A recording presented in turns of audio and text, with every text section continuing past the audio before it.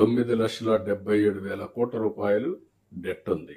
Debt servicing చేయాలి. ఒకసారి debt servicing చేయకపోతే నేరుగా తెలంగాణ ఆంధ్ర రాష్ట్రానికి రెండుకి ఇబ్బంది వచ్చినప్పుడు ఒక విషయంలో మన వాళ్ళు పే చేయలేకపోయారు, వాళ్ళు కూడా పే చేయలేకపోయారు. దానిపైన వాళ్ళు సెబీ పంపించి ఇమ్మీడియట్ గా ఇది డిఫంక్ట్ అయ్యారు కాబట్టి మీరు యాక్షన్ తీసుకోమని సెబీ పంపిస్తే ఆల్ బ్యాంక్స్ అందరికి పంపించేస్తారు. అక్కడి నుంచి గవర్నమెంట్ యొక్క క్రెడిబిలిటీ పోతే అక్కడి నుంచి బారోయింగ్ రేట్ ఆఫ్ ఇంట్రెస్ట్ పెరిగిపోతుంది, డబ్బులు ఇచ్చేవాడు ఇవ్వడు.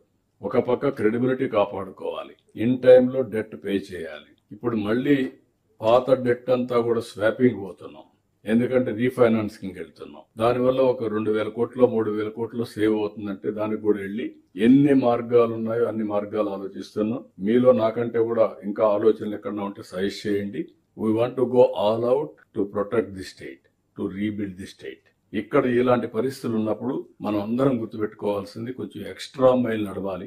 నేను అందరికీ ఒకటే చెప్పాను, మనందరం కూడా గుర్తుపెట్టుకొని హార్డ్ వర్క్ చేయడం కాదు, ఇన్నోవేటివ్ గా ఉండే టైమే సద్వినియోగం చేసుకో. అందరూ పనిచేస్తే ఎకో సిస్టమ్ పర్ఫెక్ట్ గా డెవలప్ అవుతుంది.